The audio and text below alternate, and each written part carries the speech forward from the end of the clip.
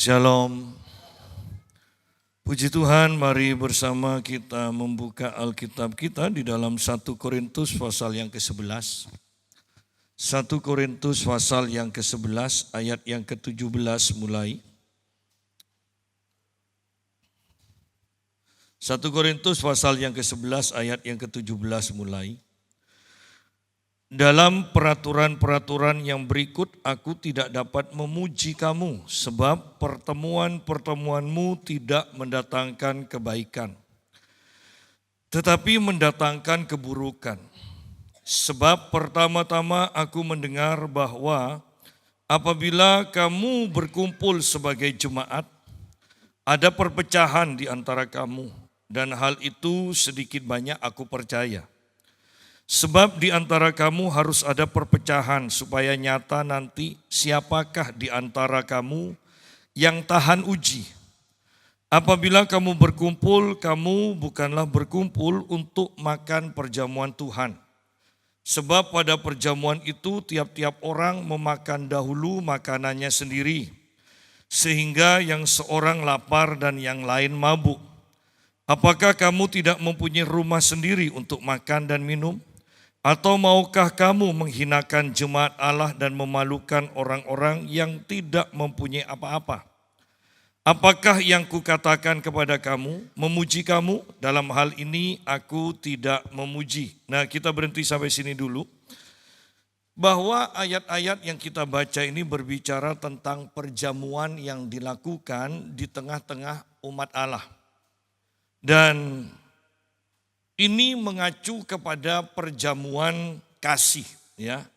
Walaupun nanti contohnya bagaimana perjamuan kasih yang benar itu dicontohkan dengan perjamuan kudus di ayat 23 sampai ayat 26. Ya. Kita akan lihat perjamuan yang dilakukan oleh jemaat di Korintus. Dalam peraturan-peraturan yang berikut aku tidak dapat memuji kamu sebab pertemuan-pertemuanmu tidak mendatangkan kebaikan tetapi mendatangkan keburukan. Jadi yang harus kita perhatikan bahwa pertemuan jemaat atau ibadah di mana jemaat berkumpul itu diperlukan dan diharuskan. Seperti tadi pagi saya singgung bahwa tidak cukup dengan ibadah Zoom, ibadah live streaming, di mana kita hanya menonton, tidak ada interaksi, ya. Dan orang-orang menghibur diri dengan berkata enak live streaming. Jadi tidak perlu lihat orang yang bikin enek, ya kan? Tidak perlu bersinggungan, tidak perlu saling memperlihatkan tingkah laku yang tidak menyenangkan sehingga mungkin yang lain tersinggung, yang lain kecewa. Ya. Padahal itu sebenarnya mengasah kita untuk kita semakin disempurnakan. Kita tidak akan tahu sifat kita sendiri kalau kita tidak pernah berhubungan dengan orang lain. Ya. Kita memang diem, soalnya ada yang diajak ngomong. Kalau kita sendirian ngomong sendiri itu yang lebih bahaya lagi, ya. Jadi kita harus mengerti bahwa pertemuan-pertemuan ibadah itu sangat penting. Sehingga Paulus mengatakan di sini pertemuan-pertemuanmu. Nah, masalah pertemuan itu akan mendatangkan kebaikan atau mendatangkan keburukan itu tergantung sikap kita dalam berinteraksi, dalam beribadah. Tentunya ini juga akan mengajar kita. Paulus mengatakan di sini bahwa dia harus menegur ketika melihat hal yang mendatangkan keburukan. Tetapi ibadah yang mendatangkan kebaikan kalau sudah baik tidak perlu ditegur. Sebab ini tujuannya ibadah, mendatangkan kebaikan. Kalau mendatangkan keburukan, ditegur, diluruskan, dibenarkan. Bukan ibadahnya yang dihapus. Ya, banyak orang kan terbalik kan cara berpikirnya kan. Walah, ibadah ini tidak mendatangkan kebaikan, lebih baik tidak usah ibadah. Nah, walah, ketemu sama orang yang mengaku Kristen tapi lebih jahat daripada orang duniawi, lebih baik tidak usah ibadah. Nah, ini pemikiran yang salah. Bahkan ini adalah kemauan setan supaya kita tidak beribadah. Ya. Kita itu, musuh kita adalah iblis. Gampang kalau berperang sama iblis. Ya. Tetapi untuk melawan tipu muslihat iblis ini loh, yang kita perlu mengetahui kebenaran firman Tuhan. Ya. Kalau hanya melawan iblis gampang. Saya bahkan ketika saya ke Malaysia, barusan saya ikut seminar. Tetapi di apartemen kami ada orang Malaysia yang datang dan ketemu ngomong-ngomong sama kami. Dan saya berkata begini, kamu sering mimpi yang menakutkan ya? Dan dia kaget. Kemudian saya terus masuk dan akhirnya orang ini mengaku ini pengalamannya, bagaimana dia dilecehkan, bagaimana dia dihina oleh keluarganya, bagaimana dia direndahkan, bagaimana dia kalau ada di rumah mengalami ketakutan karena sering melihat setan dan sebagainya, karena kakeknya itu adalah seorang peramal. Dan akhirnya singkat cerita kami melayani pelepasan. Dan orang itu langsung manifest dan akhirnya muntah keluar darah dan dia katakan, saya tanya bagaimana sekarang? Sepertinya masih ada pastor, ini kok ada di sini. Dan ayo kita doa lagi. Saya berdoa dan kemudian dia katakan, sudah pastor, sudah keluar. Saya bisa merasakan sudah keluar semua. Nah, untuk menghadapi iblis gampang. Tetapi melawan tipu muslihat iblis, Anda tidak bisa hanya mengusir. Karena ini tipuan. Ya. Yang namanya tipuan, kita tidak sadar bahwa kita sudah ditipu. Bagaimana supaya selalu sadar? Firman Tuhan. Anda harus membaca firman Tuhan, merenungkan firman Tuhan setiap waktu. Ketika kami di Malaysia, ternyata banyak orang Kristen Malaysia walaupun mereka katanya bergerak di kenabian, profetik. Ketika ditanya baca Alkitab tiap hari atau enggak, ternyata banyak yang enggak baca Alkitab tiap hari. Kan sangat mengerikan. Bagaimana kita bergerak di kegerakan profetik, masuk ke dalam alam roh, melihat alam roh, tetapi tidak tahu firman Tuhan. Bagaimana kalau kita mendapat penglihatan untuk membedakan ini penglihatan dari Tuhan, penglihatan dari setan atau hanya halusinasi? Bukankah kita butuh firman untuk membandingkannya? Jadi jangan coba-coba masuk ke dalam alam roh atau mengejar pengalaman di alam roh tanpa fondasi firman kita itu kuat. Kalau tidak kita akan disesatkan. Ya. Nah, kembali kepada pembahasan kita. Bahwa ada pertemuan-pertemuan yang mendatangkan kebaikan dan itu puji Tuhan. Itu yang diharapkan, itu yang menjadi tujuan. Tetapi ada pertemuan-pertemuan yang mendatangkan keburukan.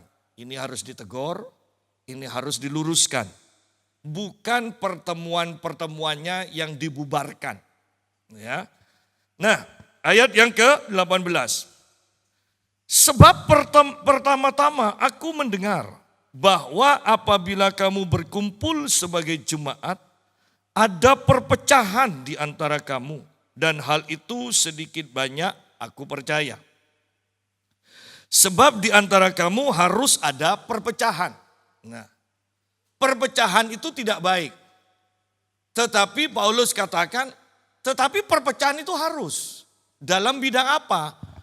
Dalam bidang di mana orang benar dan orang yang fasik itu akhirnya harus dipisahkan. Itu perpecahan yang baik. Ya. Kalau ada terjemahan lain yang mengatakan begini, sebab di antara kamu harus ada penyesatan atau bidat. Nah, itu terjemahan lain berkata seperti itu. Artinya perpecahan ini untuk memisahkan mana yang sesat, mana yang benar.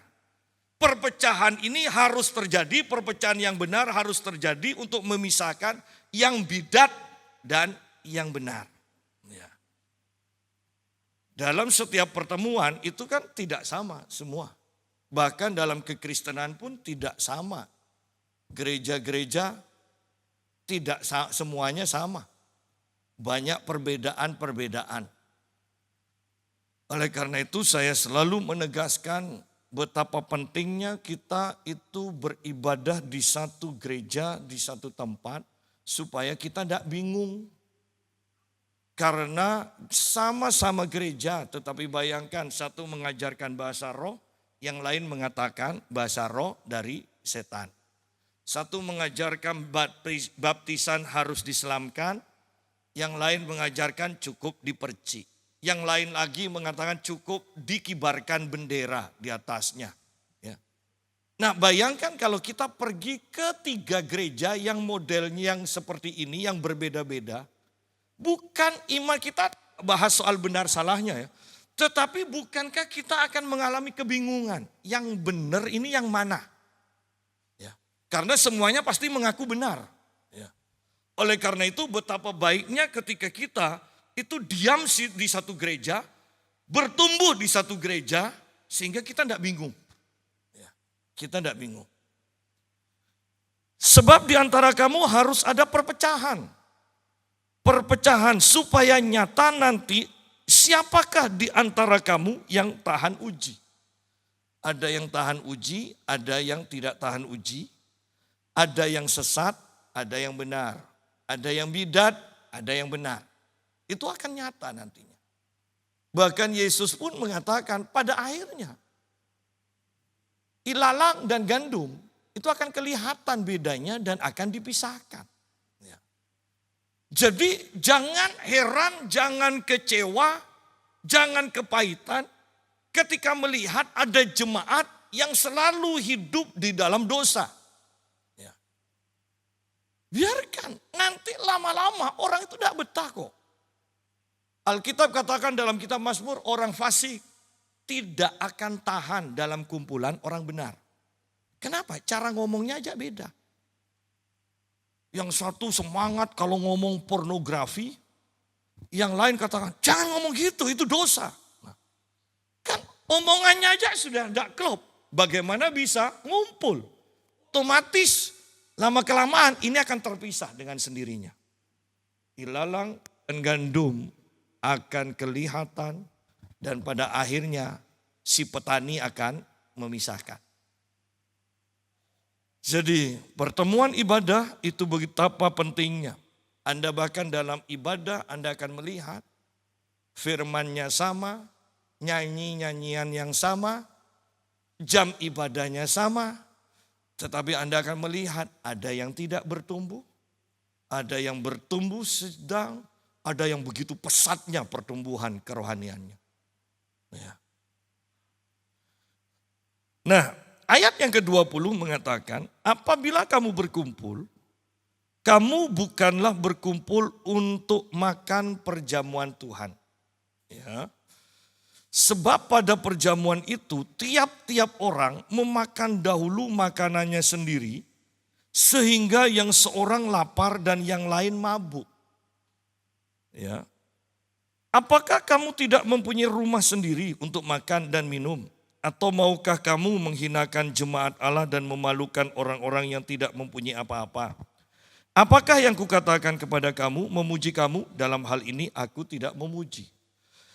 Saya percaya bahwa ini mengacu perjamuan kasih di mana masing-masing jemaat membawa makanan atau minuman. Ya. Nah, yang terjadi justru dikatakan orang-orang itu memakan dahulu makanannya sendiri. Mereka bawa makanan yang enak-enak mungkin tapi dimakan sendiri. Sedangkan jemaat yang tidak mampu, ada yang membawa makanan sederhana sedikit atau bahkan tidak membawa makanan. Dan Paulus katakan, kamu mau mempermalukan umat Tuhan yang tidak mampu. Kenapa kok harus makan di dalam gereja, di dalam pertemuan? Kenapa makan sendiri? Kenapa kok tidak bagi-bagi? Kalau kita mungkin tidak sampai dalam taraf seperti itu. Kita membawa, dikumpulkan bersama, kita makan. Tetapi yang saya mau tekankan adalah begini. Apakah ketika kita makan, kita kemudian ambil, wah ini yang enak, ini yang mahal, ya kan? Apalagi tahu, oh yang bawa ini pasti mahal, pasti enak. Langsung dimasukkan ke piring seperti gunung. Puji Tuhan kalau habis. Kalau enggak habis, kan sayang. Ya. Sedangkan yang lainnya mungkin ingin tapi mengatakan enggak kebagian. Ini perjamuan kasih yang tidak mendatangkan kebaikan. Ini mendatangkan kekecewaan bagi beberapa jemaat. Ini bahkan merendahkan jemaat yang tidak mampu. Bahkan saya mau menekankan ketika perjamuan kasih. Kenapa kok tidak belajar? Wah ini loh tunjukkan kalau ada yang enak. Coba ini enak. Pak Yusa kalau udah enak bagaimana? Belajar makan, ditelan sambil dibawa minum kalau tidak masuk. Kenapa? Menghargai yang membawa. Jangan sampai ini yang tidak enak sendirian paling banyak, lainnya habis. Yang bawa kan malu. Ya. Belajar menghargai walaupun tidak enak dimakan. Kalau tidak masuk Pak, minum aja yang banyak. Anggap minum obat. Artinya yang saya mau sampaikan adalah Anda belajar untuk menyenangkan orang lain. Itu loh perjamuan kasih. Anda memperhatikan orang lain. Bagaimana mereka bisa merasakan apa yang kita katakan enak. Supaya orang lain juga bisa merasakan. Jangan mumpung enak kemudian langsung dihabiskan. Bukan seperti itu. Nah pertemuan-pertemuan yang tidak benar ini. Yang Paulus tegur. Kembali saya mau katakan. Bukan perjamuan kasihnya yang ditiadakan. Ya. Seringkali kan orang ngambil gampangnya aja kan. Sudah tidak usah perjamuan kasih. Daripada ribut. Ya kan. Bukan seperti itu. Yang dibenahi adalah orangnya.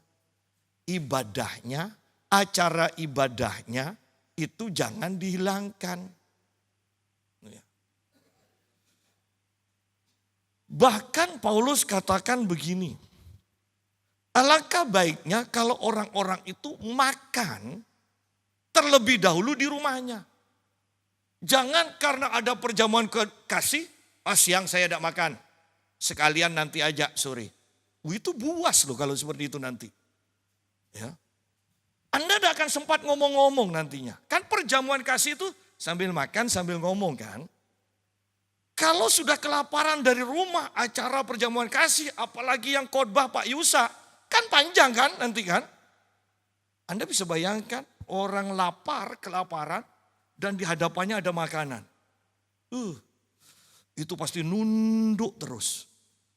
Itu tidak akan sempat dongak melihat yang lain. Itu akan nunduk terus. Bukan itu tujuan perjamuan kasih. Ya. Jadi makan di rumah supaya nanti makannya di gereja waktu perjamuan kasih itu bisa santai. Ya, ngomong-ngomong nambah lagi, ngomong-ngomong nambah lagi. Akhirnya habis juga. Kalaupun tidak habis, ada pelayanan tas kresek. Oh iya, ya kan di GPPS itu ada pelayanan tas kresek loh. Ada yang setia membawakan tas kresek, yakin pasti ada lebihnya. Loh ini keistimewaan kita, itu perlu dipupuk pelayanan tas kresek. Tapi pelayanan tas kresek ada waktunya, itu terakhir keluarnya, jangan keluar pertama. Ya. Jadi itu penting. Saya pernah diundang Natal di sebuah gereja. Anda tahu, saya lihat sendiri ada anak kecil minta minum karena kehausan teh. Itu enggak dikasih kok. Saya katakan pada istri saya, coba anak itu Di GPPS, mau nambah berapa kali pun pasti dapat. Tidak dikasih, belum waktunya dikatakan. Lu padahal hanya minta teh lu untuk diminum. Iya kalau minta pelayanan tas kresek pertama. Tidak dikasih itu wajar. Ya kan? Jadi kita lihat bahwa perjamuan kasih itu mengajarkan kepada kita supaya kita bisa saling berbagi. Ya. Kalaupun ada kesalahan, kesalahannya yang dibenahi. Bukan perjamuan kasihnya yang ditiadakan. Ya. Nah, betapa pentingnya berbagi sehingga Paulus kemudian katakan di ayat 23. Dia mengajarkan tentang perjamuan kudus. Ya.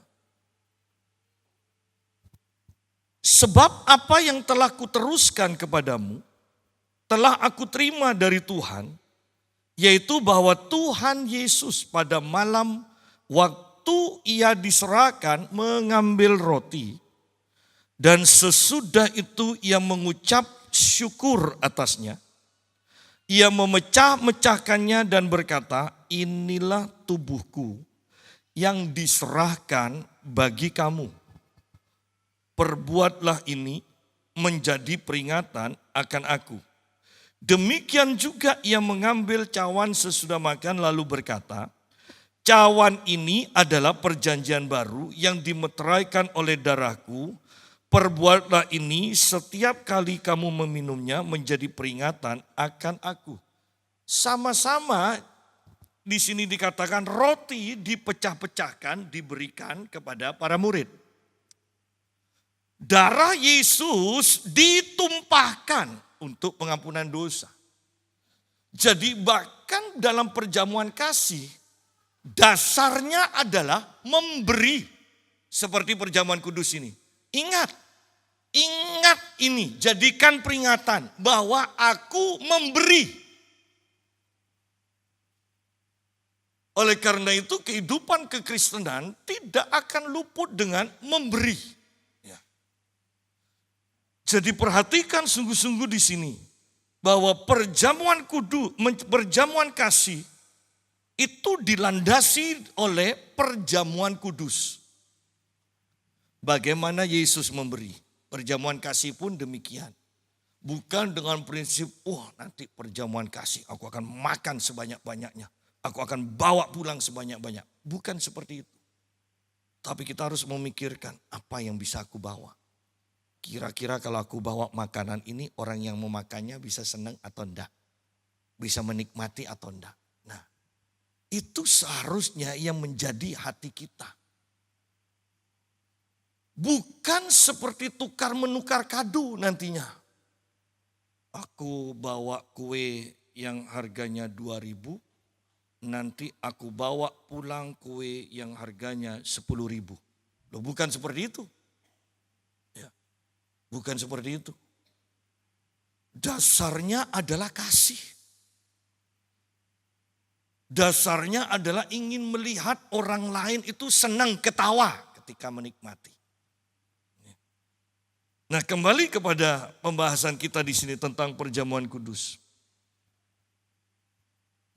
Ayat 24 kembali. Dan sesudah itu Yesus mengucap syukur atasnya.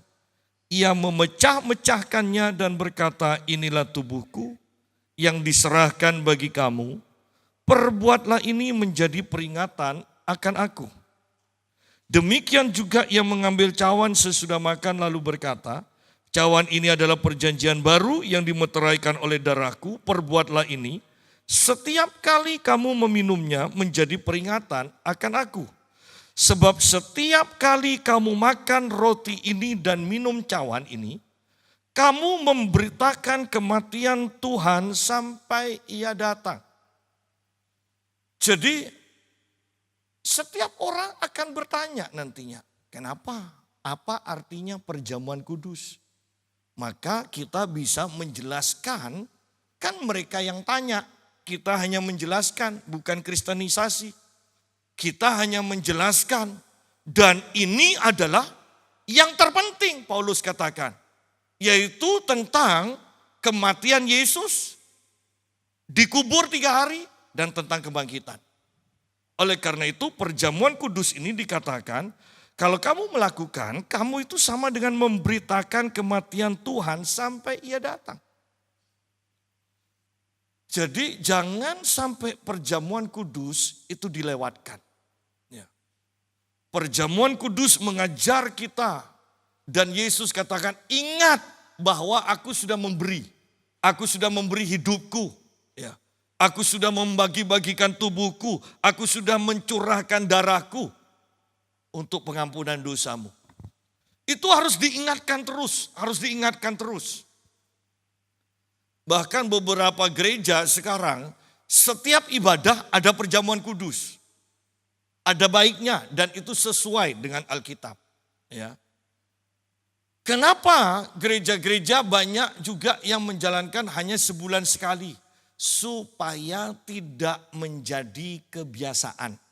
Ya. Artinya orang kalau sudah terbiasa, beda kalau sebulan sekali. Biasanya ini kan, ini sepertinya lebih sakral dari yang lain. Dan orang itu akan mempersiapkan diri. Sungguh-sungguh. Kemudian mau tidak mau, perjamuan kudus harus hadir. Kenapa? Sebulan sekali. Coba setiap ibadah perjamuan kudus. Tidak ada dorongan. Tidak ada perasaan ini ibadah yang istimewa. Ya. Itu yang dijaga oleh banyak pemimpin rohani. Kenapa tidak setiap ibadah? Padahal seharusnya memang setiap ibadah. Ya. Jadi nanti Anda bisa WA saya. Siapa yang setuju setiap ibadah? Siapa yang setuju sebulan sekali? Dengan konsekuensi yang mengatakan setiap ibadah Pak, setiap ibadah harus hadir. Jangan hanya usul, iya kan? Ya. Nah, kembali pada pembahasan kita. Sebab setiap kali kamu makan roti ini dan minum cawan ini, kamu memberitakan kematian Tuhan sampai Ia datang. Bahwa kematian Tuhan Yesus itu sangat penting untuk diberitakan. Karena ada agama lain yang menyangkal Yesus tidak mati. Tanpa Yesus mati tidak ada penghapusan dosa.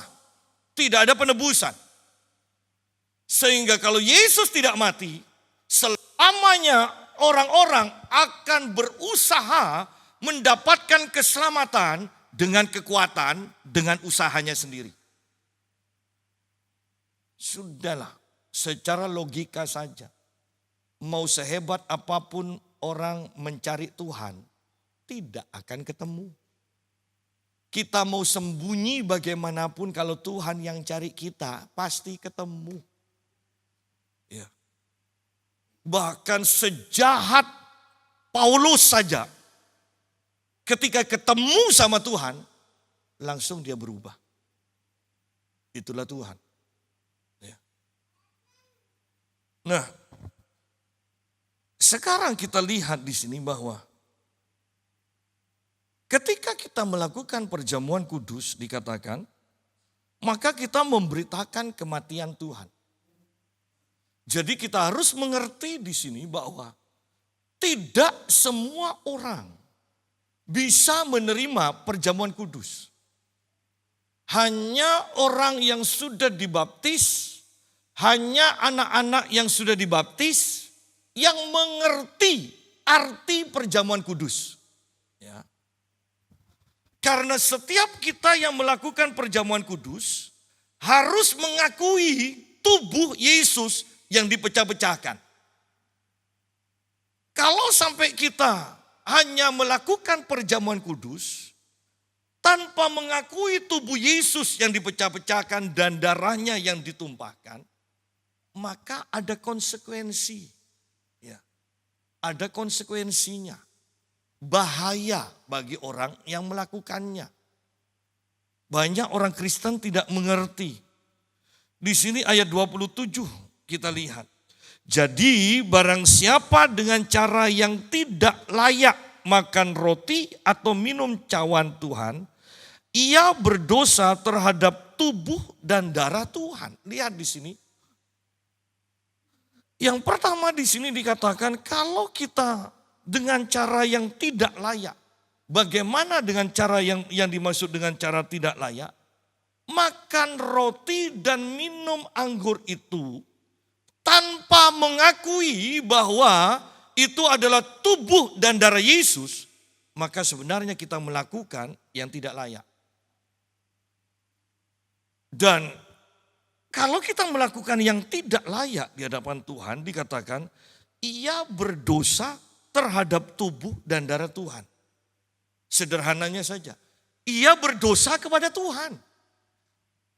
Lalu bagaimana kita bisa minta berkat Tuhan, bisa minta dilindungi Tuhan, minta disembuhkan Tuhan, minta segala yang baik dari Tuhan, sedangkan kita berdosa kepada Dia. Artinya bahwa setiap orang yang melakukan perjamuan kudus, dia harus mengakui karya Tuhan dalam hidupnya. Dia harus bertobat.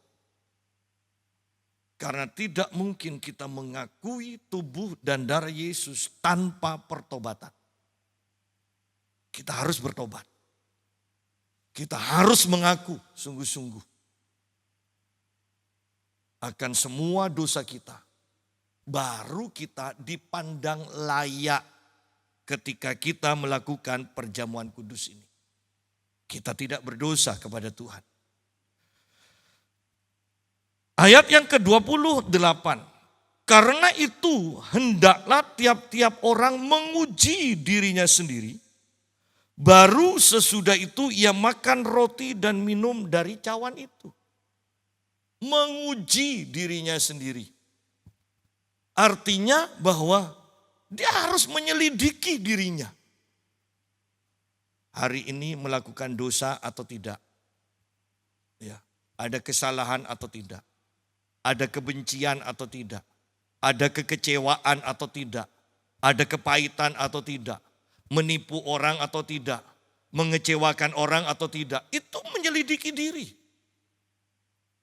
Saya ingat kalau waktu zamannya Papi ya, almarhum.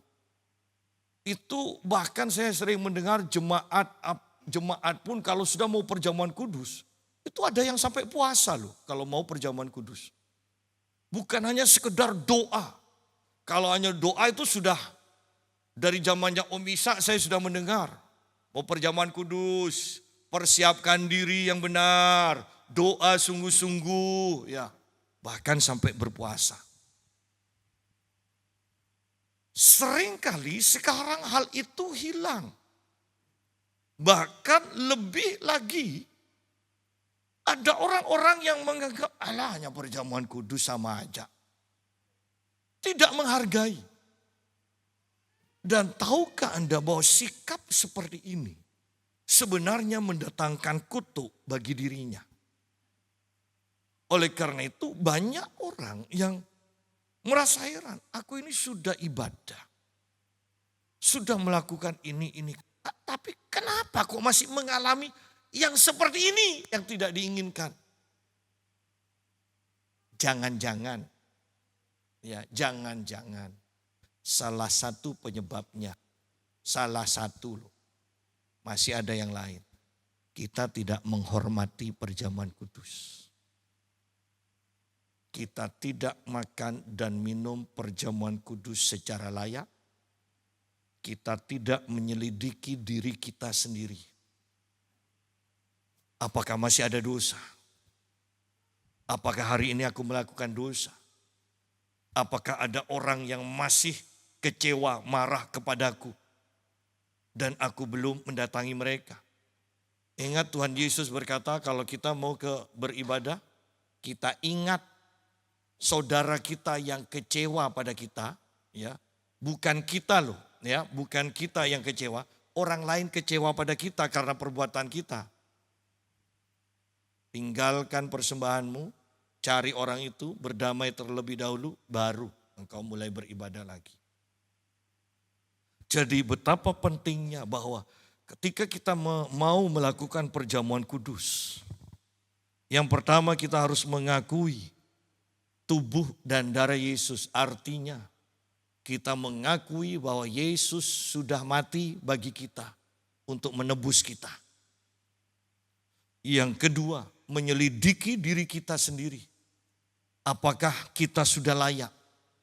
Apakah masih ada sesuatu yang akan menghalang-halangi kita untuk menerima perjamuan kudus secara layak? Kalau kita memaksakan diri tanpa menyelesaikan, maka ada konsekuensi yang harus kita alami. Ini sangat menakutkan. Kita lihat selanjutnya di sini. Karena barang siapa makan dan minum tanpa mengakui tubuh Tuhan,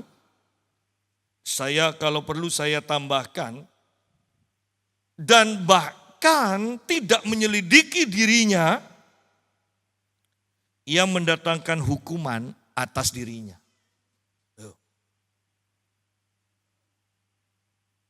Ia mendatangkan hukuman bagi dirinya. Jangan menyalahkan Tuhan. Sudah tahu ada belokan tajam, sudah ada rambu-rambu, kita paksa tetap belok dengan kecepatan 100 km per jam. Ya.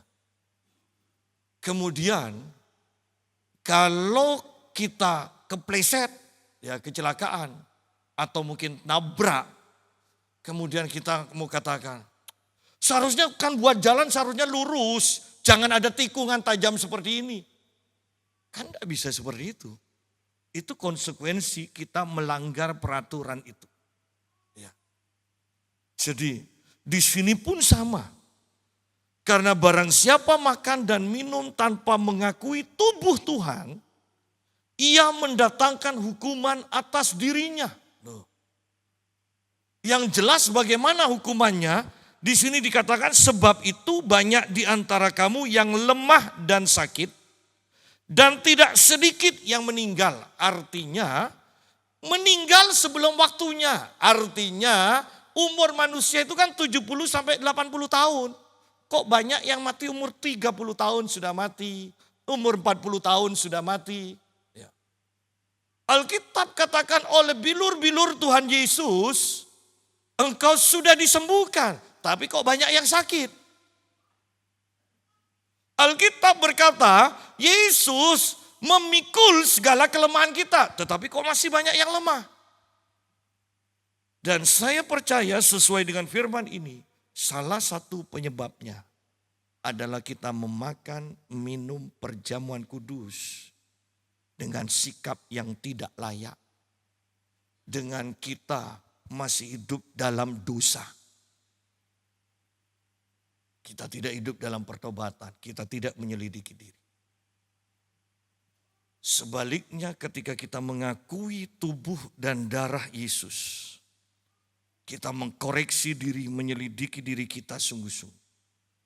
Maka perjamuan kudus, bahkan ketika engkau sakit, melalui perjamuan kudus, tubuhmu akan disembuhkan. Melalui perjamuan kudus, engkau akan mengalami kekuatan baru. Melalui perjamuan kudus, engkau tidak akan mati muda. Engkau akan menggenapi rencana Tuhan. 70 sampai 80 tahun, bahkan ada yang kuat. Ya.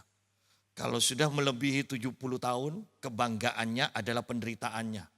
Dulu saya hanya makan tahu dan tempe. Kamu enak sekarang, ayam bukan satu potong. Ya kan? Selalu orang-orang tua kan seperti itu kan. Ya. Itu kebanggaan bisa bertahan dalam penderitaan, itu loh.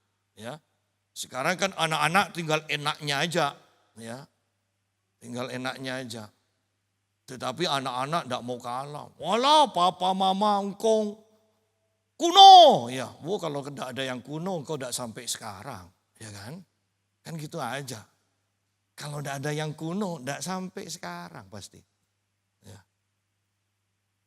Tetapi inilah rencana Tuhan. Saya mau tekankan bahwa Tuhan ingin kita kuat. Tuhan ingin kita sehat. Tuhan ingin kita panjang umur. Bagaimana caranya? Selalu mengingat karya Tuhan. Bahwa Tuhan sudah menebus kita. Dan itu paket sepaket saya katakan. Bahwa penebusan Tuhan bukan hanya berbicara pengampunan dosa, tetapi itu juga berbicara kesembuhan, itu juga berbicara tentang kemakmuran, itu juga berbicara tentang segala yang baik yang bisa kita pikirkan. Oleh karena itu, Yesus sendiri berkata, Paulus juga diingatkan oleh Tuhan untuk disampaikan, ingatlah akan aku, ingatlah karya-karyaku, ingatlah tujuanku datang ke bumi. Bahwa anak manusia menyatakan dirinya untuk menghancurkan segala perbuatan-perbuatan iblis. Di dalam suratan 1 Yohanes. Apa perbuatan-perbuatan iblis? Memberikan penyakit, memberikan kelemahan, menghancurkan ekonomi. Ya. Itu perbuatan-perbuatan iblis. Dan Yesus datang untuk menghancurkan itu semua. Sehingga dengan Yesus menghancurkan perbuatan iblis, maka Yesus katakan, aku datang untuk memberikan hidup dan hidup yang berkelimpahan. Kesehatanmu limpah, keuanganmu limpah. Saya kalau berbicara keuangan, Anda harus ingat saya tidak berbicara tentang hidup mewah. Tetapi untuk makan, minum, pakai, Anda cukup, Anda tidak perlu berdoa dan berpuasa untuk ini. Karena kita mempunyai Bapa di surga. Anda butuh yang lain, Anda harus berdoa. Saya membaca buku renungan dari bukunya Smith Wigglesworth. Dia katakan begini. Satu saat dia ingin untuk membeli rumah. Ada orang yang menawarkan. Dan dia uangnya kurang $500. Kemudian dia cari pinjaman kemana-mana. Tidak ada yang memberi pinjaman. Kemudian akhirnya Smith Wigglesworth cerita ke istrinya. Begini-begini. Istrinya nyeletuk begini. Sudah tanya Tuhan. Baru Smith Wigglesworth katakan, loh belum. Sudah 3 bulan berjalan, tidak ada pinjaman. Dia katakan, setelah istrinya mengatakan, sudah tanya Tuhan, belum. Dan dia mulai tanya Tuhan. Ketika dia mencari Tuhan, muncul satu nama. Ya, satu nama. Dan dia temui orang ini. Orang ini adalah petani yang hidupnya sederhana. Tetapi dari keuangannya yang terbatas dikatakan, dia biasa menyisihkan $1-2 untuk ditabung. Dan ini sudah berjalan puluhan tahun. Ya. Ditabung dan Smith Wigglesworth mendatangi orang ini. Dia berkata, ini loh saya punya masalah seperti ini dan saya sudah berdoa, Tuhan tunjukkan namamu. Sudah 3 bulan saya cari bantuan kemana-mana, tidak ada. Dan orang ini mengatakan, sudah 3 bulan saya itu dipaksa oleh, anggaplah ini bukan bank biasa tapi seperti simpan pinjam. Ini uangmu harus diambil. Dia bilang, harus diambil uangmu. Sudah 3 bulan yang lalu, dia bilang, saya mau ditaruh di mana? Akhirnya di seluruh rumah itu ditaruh uangnya. Ya kan? Ya. Dan dia kata, sudah daripada uang rumah ini penuh dengan uang ini, saya tidak perlu. Bawa aja ini, dia bilang. Bawa. Smith Wigglesworth bilang, tahu gitu kan mulai awal tanya Tuhan. Tetapi pada akhirnya Smith Wigglesworth, dia tanya lagi kepada Tuhan dan Tuhan katakan, engkau tidak memerlukan rumah itu. Dan dia tidak jadi membeli rumah itu. Uangnya juga tidak diambil dari orang ini. Tetapi pelajarannya adalah tanya ke Tuhan terlebih dahulu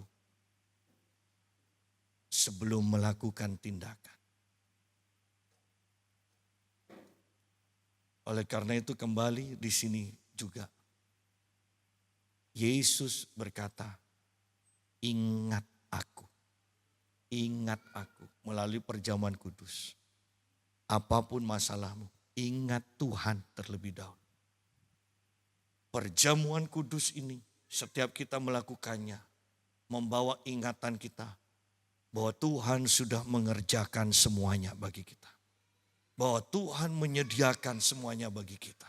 Kenapa kita kekurangan? Karena kita tidak mengutamakan Tuhan.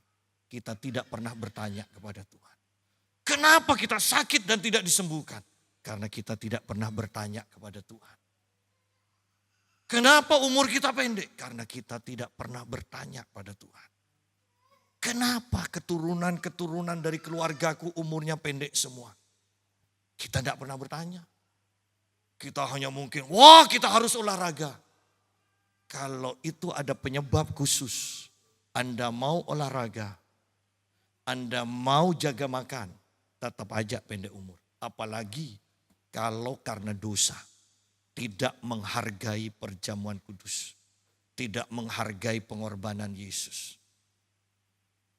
Sungguh banyak orang Kristen yang tidak menghargai perjamuan kudus. Betapa dosa begitu banyak juga di dalam gereja. Sebab itu banyak di antara kamu yang lemah dan sakit. Dan tidak sedikit yang meninggal. Oh, banyak yang meninggal. Kan ini kan sangat mengerikan. Melakukan perjamuan kudus justru sakit. Melakukan perjamuan kudus justru mengalami kelemahan. Melakukan perjamuan kudus justru banyak yang meninggal. Ini kan mengerikan. Apakah tidak perlu perjamuan kudus? Bukan itu. Sikap kita yang harus berubah. Bukan perjamuan kudusnya yang ditiadakan. Sikap kita yang harus berubah. Kalau kita menguji diri kita sendiri, hukuman tidak menimpa kita. Loh kan, betapa pentingnya kita menguji diri kita. Aku ini sudah layak atau tidak? Apa yang menyebabkan ketidaklayaan? Oh iya, tadi keceplosan ngomong, mengata-ngatai orang, padahal seharusnya tidak perlu. Nah, kan cukup seperti itu. Oh, dan kita membawa ini ke hadapan Tuhan. Tidak perlu kemudian kita dengan sikap kita begini. Enggak, saya tidak layak. Saya hari ini tidak menerima perjamuan kudus dulu. Ya. Bukan seperti itu. Justru Tuhan menginginkan kita setiap saat menerima perjamuan kudus untuk mengingat karyanya, untuk memberitakan tentang kematiannya. Yang harus kita lakukan adalah kita itu mengaku dosa kita.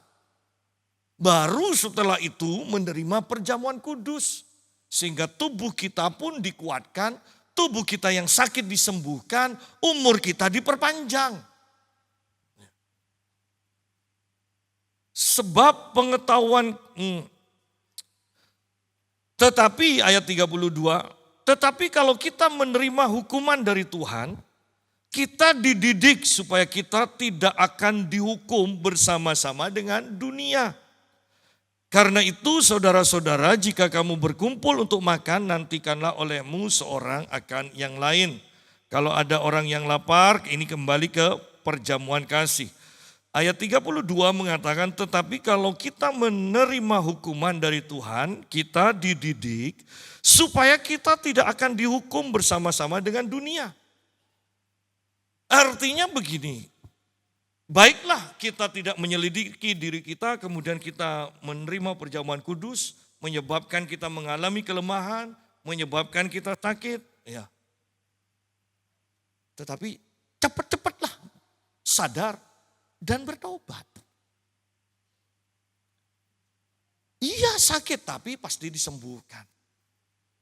Ya, setelah kita mengaku dosa kita pasti disembuhkan. Nah, pentingnya adalah bahwa kita sakit di sini tapi kita kan sadar dan bertobat. Sehingga nanti dalam penghukuman kekal kita tidak akan masuk ke sana. Karena sebelum penghukuman kekal itu kita sudah bertobat. Ya. Itu yang disebut supaya kita tidak akan dihukum bersama-sama dengan dunia. Dunia mau berbuat dosa apapun juga, mereka tidak bertobat sekarang. Tetapi akhirnya mereka akan sampai pada penghukuman kekal. Mereka akan menerima penghukuman. Kita sakit sekarang bertobat, lemah sekarang bertobat, sehingga kita mendapat perkenanan Tuhan dan tidak dihukum bersama dunia. Ya. Jadi perjamuan kudus ini bisa mendatangkan berkat bagi kita. Perjamuan kudus bisa mendatangkan penghukuman juga bagi kita. Seperti Musa berkata, hari ini aku perhadapkan kepadamu kehidupan dan kematian, berkat dan kutuk. Tetapi aku peringatkan kamu, pilihlah kehidupan supaya engkau tidak mati. Pilihlah berkat supaya engkau tidak terkutuk. Demikian pula kita. Tetap lakukan perjamuan kudus, tetapi selidiki diri kita. Akui karya Tuhan, maka kita akan disembuhkan, kita akan dikuatkan, kita akan panjang umur, kita bisa tambah apapun juga yang baik. Karena aku datang, Yesus katakan, untuk memberikan hidup dan hidup yang berkelimpahan. Tuhan memberkati kita semua.